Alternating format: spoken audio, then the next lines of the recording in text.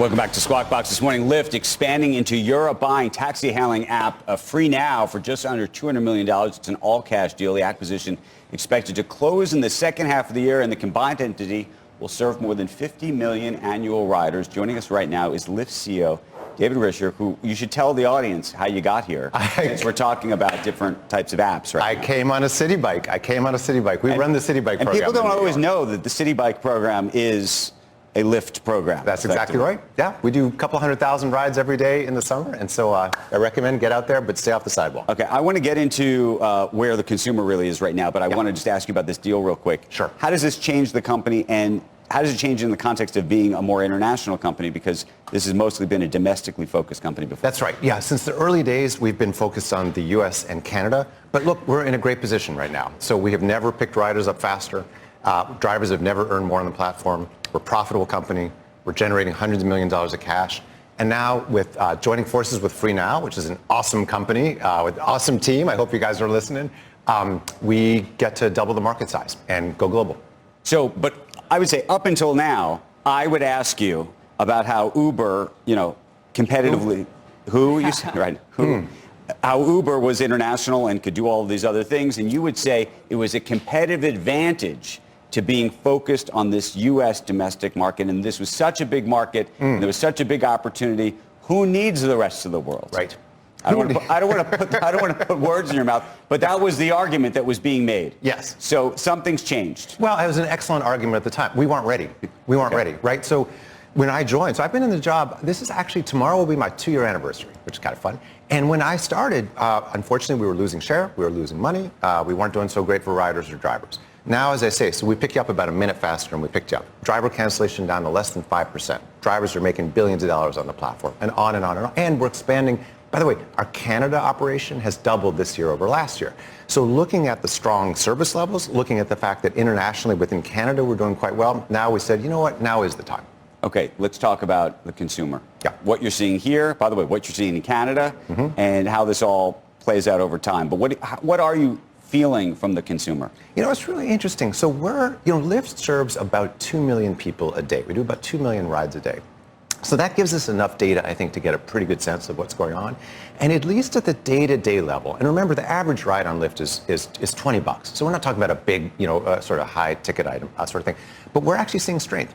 Interestingly enough, commute continues to be strong, but that's actually number 2. Number 1, and this will be sort of interesting, is actually what we call it's sort of the everything else category. It's people shopping, it's people going to the doctors. So I don't know, at least on we've never had more drivers than we've had before. So at least on the sort of on the ground level, we're feeling strength. We just had Scott Kirby on the broadcast. Yeah. What about rides to the airport? So I will say rides to the airport are a little light. Just a little light. Yeah, but they're still growing faster than TSA. So it's this interesting thing. TSA is growing at whatever it is. I don't know what the actual number is. But we are growing faster than that. So I think what's happening is people are traveling. Maybe they're taking lifts a little bit more than they used to. I'm not sure exactly why that would be. But again, we're talking about relatively small differences. I wouldn't use us as a sort of barometer of the U.S. economy for, at least when it comes to that sort of travel. I have a brand question in the context of tariffs. Now that you're going global, do you anticipate trying to make the Lyft brand an American brand?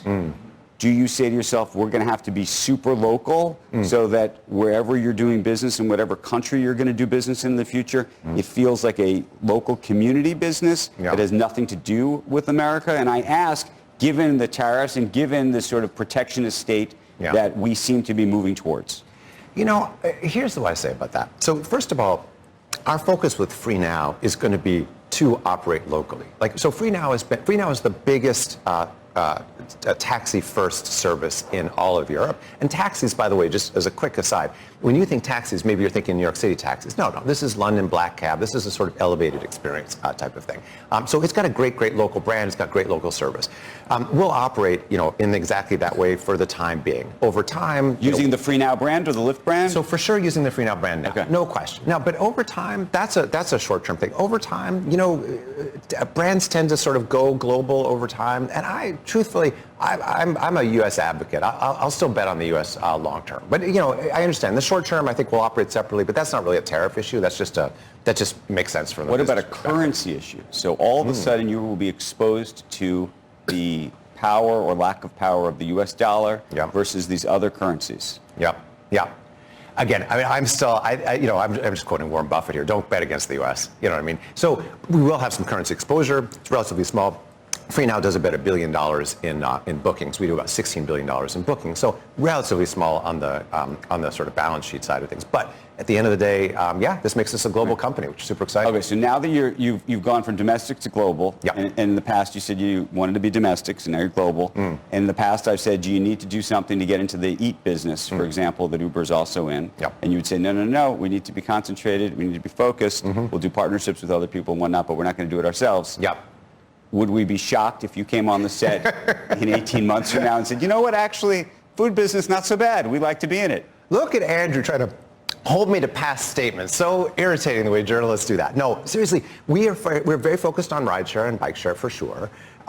You never say never, right? But our partnership with DoorDash is super strong. And actually this acquisition of FreeNow allows us to take partnerships like that, which until now have been domestic. DoorDash operates worldwide. Right. For us to actually expand with them over time, if that makes sense to both of us worldwide. So no, I'm a big focus guy. I understand your point about that going global might look the opposite, but this allows us to take what we're doing so well in the U.S. and partner with a great company and do it elsewhere. Okay, final consumer news you can use question. It seems like, because I'm a Lyft user and I'm an Uber user, I arbitrage and use the cabs, I do everything. Polyamorous, I think is the word. And I like to test out all the different products. Polyamorous. I mean, it's just a word I don't know why it cropped up when I was just looking at this You have to be in Utah for that, dude. What the hell is So And I don't think it's legal anymore. it seems Why like did we even bring it up? it was a seems mistake. like the prices are going up again. So what's happened to the competition? So that's actually not what we're saying. We're Okay. saying no. So look, prices on average, first of all, prices are pretty low. Let me actually just start with that. So if you look 5 or 10 years ago, of course, it's higher than that. But if you look over the last year, they tend to sort of go like this.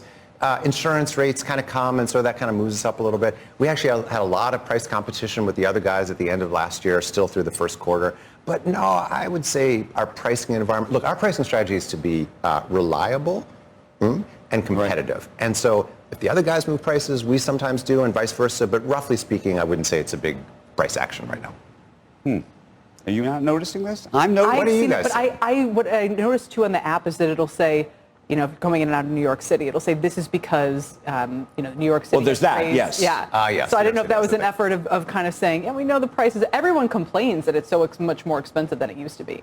In the early days, this industry was sort of subsidized by VC. But over the last couple of years, I would still say it's actually a pretty affordable option. And a lot of people, as I say, people use this 2 million times a day. And while, folks have all sorts of feedback that they send me on different service levels and such, pricing generally doesn't tend to be a big one. David, we want to thank you. We also want to thank you for biking here on your own. We do offer a car service, usually to our guests. But is it a Lyft? Maybe we need to offer Lyft or Uber. We don't do that. You do need to offer Lyft, and that's exactly right. If I can leave you with one message, it is please take a Lyft and let us know how we can help provide rides for all your guests. Happy to do it. Thank you for coming in this morning. For sure. Great to see you guys. Meta CEO Mark Zuckerberg defending his company for a second day in the government's antitrust trial against the social media giant. Let's bring in Eamon Javers with the latest. Good morning, Eamon. It's great.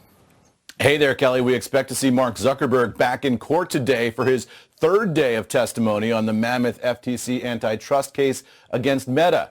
Yesterday, he spent an entire business day on the stand, sparring politely with FTC lead litigator Daniel Matheson over dozens of internal memos documenting his thinking at the time his company acquired Instagram for $1 billion back in 2012 and WhatsApp for $19 billion in 2014. If Meta loses this case, the FTC could seek to force it to spin off those companies into separate entities. Ironically, one of the emails that came to light yesterday was a 2018 memo that Zuckerberg wrote about antitrust pressure on the company, at the time possibly forcing the company to spin off Instagram, which he noted would not necessarily be a bad thing. He wrote, "I'm beginning to wonder whether spinning Instagram out is the only structure that will accomplish a number of important goals." Meanwhile, the Wall Street Journal reported last night that Zuckerberg approached the FTC with a $450 million settlement offer for this case back in March and, quote, sounded confident, unquote, on a call that President Trump would back him up with the FTC. So far, Trump has declined to do that. A Meta spokesperson did not deny the settlement offer, but said, "We are prepared to win at trial." An FTC spokesperson declined to comment. Back over to you guys. And Eamon, that, I think there's a lot of people who would say, is it chutzpah on Zuckerberg's part to think that, you throw $1 million at the administration and you kind of, say the right things and you can settle a case for a fraction of what they're going after. Maybe if his offer was higher, it would have worked. I don't know. Yeah, look, I mean, he's done a total MAGA makeover in the past couple of months. It's more than just the donation. He also ended fact-checking on the platform, changed DEI prospects inside the company. He's done a lot of things to sort of get in line ideologically with this administration. He's been on the phone with the president a lot, I'm told. He's been at the White House a lot also. None of that seems to be bearing fruit if his goal was to get the FTC to drop this case. Trump could intervene here and get the FTC to drop it. So far, he has not. And sort of in the power play scheme of things, Zuckerberg is kind of twisting in the wind on the stand here for the past 3 days, while Trump doesn't take any action and his FTC continues to press this case. Right. Do you think, though, it's because the settlement offer Zuckerberg reportedly made, according to the Journal, was so low? If he had come in with something higher, is that how this might have been handled? Could that have been enough to make it go away? No, I think it's because of sort of MAGA resentment against Facebook and the role that a lot of conservatives see Facebook having played in the Biden administration. There have been some conservative MAGA activists who've been publicly commenting that, Facebook was supportive of Biden. Whether that's true or not, that is their belief. And therefore, $1 million to the Trump inauguration shouldn't buy Zuckerberg off the hook here. And so I think there's a lot of built-in resentment against the tech giants that is keeping Trump politically from doing anything to help Zuckerberg, even though Zuckerberg has been appealing to him and taking all these steps to reach out politically. And, that's the interesting thing here, is that we're watching this trial play out sort of on the merits inside the courtroom, and then outside the courtroom, there's this very political other process going on about whether Trump will intervene. And there's sort of two separate worlds operating on two separate levels here. All right, Eamon, thanks. We appreciate it this morning. Eamon Javers. You bet. And it's just after 8 a.m. on the East Coast. You're watching Squawk Box on CNBC. I'm Joe Kernan, along with Andrew Ross Sorkin and Kelly Evans. Becky's off today. Among some of the stories that we're following, the top ones, shares of NVIDIA under pressure after the company said it would take a $5.5 billion charge related to export controls on chips to China. Meanwhile, the Commerce Department also naming AMD's advanced AI chips in its new export curbs. In other industry headlines, ASML reporting lower than expected bookings. The White House also ordering an investigation that could lead to new tariffs on U.S. imports of critical minerals. The scope of the order covers not just the raw minerals, but the processed materials and products that use them, including semiconductor components and consumer products such as electric vehicles and smartphones. And President Trump posting on Truth Social this morning, and his story, you can see it there on Truth Social. Japan is coming in today to negotiate tariffs, the cost of military support, and trade fairness. I will attend the meeting along with Treasury and Commerce secretaries. Hopefully something can be worked out, which is good. In fact, it's so good it's even great, in capital letters, with an exclamation point, for Japan and the USA. Here's the futures this morning. Still down, as you can see, the Dow down about 32 points. That's better than it was in the NASDAQ. Check out gold, and I decided to look at a 15-year chart because something is happening with gold. As you can see, after hitting almost $2,000, almost, not quite, just under it, back in 2011, there was a long saucer bottom. And now it is taken off, whether you want to say it's because of a declining dollar or uncertainty. But that's a new high today, and the gains on a daily basis are getting even more significant, up $82 a day. It just, when gold breaks out like this, it looks like it's headed to 4,000 an ounce. And it may. I mean, you heard even Goldman is out there saying its best case scenario is 4,500 this year. For what it's worth, Dennis Gartman, who has followed gold for a long time, thinks this looks overextended. So it's starting to almost look a bit memeish. Yes, we know there was fundamental demand, but now... The only reason I mentioned 2011 is there's gold, almost got to 2,000. Now it's at, 3,300. That's pretty amazing. You do the same for Bitcoin?